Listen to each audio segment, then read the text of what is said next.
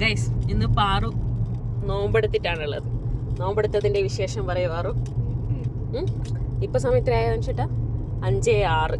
ഇത്ര സമയം വരെയും പാറു ഒന്നും കഴിച്ചിട്ടില്ല. വായിൽ വരുന്ന ഉമിനീര് പോലും തുപ്പിക്കളഞ്ഞ് ഭയങ്കര ഡെഡിക്കേഷനിലാണ് നോമ്പെടുത്തോണ്ടിരിക്കുന്നത്. പാറു നോമ്പെടുത്തിനെ പറ്റി നരേഷൻ എന്തെങ്കിലും പറയാനുണ്ടോ? അവശയായി പാവം. അപ്പം നമ്മൾ നേരെ ലുലു മാളിലോട്ടേക്ക് പോവുകയാണ്. നമ്മളിപ്പം ലുലു മാൾ എത്തി. ഇവിടുന്ന് അത്ര ദൂരമൊന്നും ഉണ്ടായിട്ടില്ല.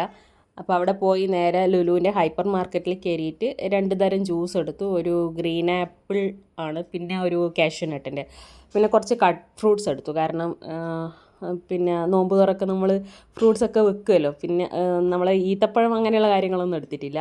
പിന്നെ എടുത്തത് സ്നാക്സ് തന്നെ 1-2 ഐറ്റംസ് മാത്രമേ എടുത്തിട്ടുള്ളൂ. ഒക്കെ ഒരുപാടൊന്നും വേണ്ടാന്ന് പറഞ്ഞു. 2 ബനാന കട്ട്ലൈറ്റ് എടുത്തു, 2 പഴംപൊരി എടുത്തു, 2 സമൂസ എടുത്തു. എല്ലാം വെജാണ്. പിന്നെ മെയിനായിട്ട് പറഞ്ഞതെന്ന് വെച്ച് കഴിഞ്ഞാൽ പിസ്സ കഴിക്കണം എന്നാണ്. അപ്പോൾ ഒരു പിസ്സ വാങ്ങിച്ചു. പക്ഷേ അത് വായിൽ വെക്കാനൊന്നും കൊള്ളുന്നുണ്ടായിട്ടില്ല. പൈസ ആണെങ്കിൽ വലിയ പൈസയായി.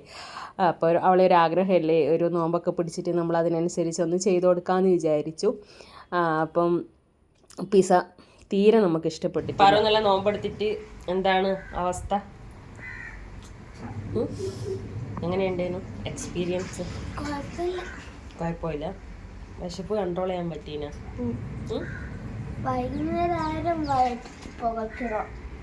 പുകച്ചിൽ വന്നിന വൈകുന്നേരം? വയറുന്നോ? ദാഹം തോന്നീന?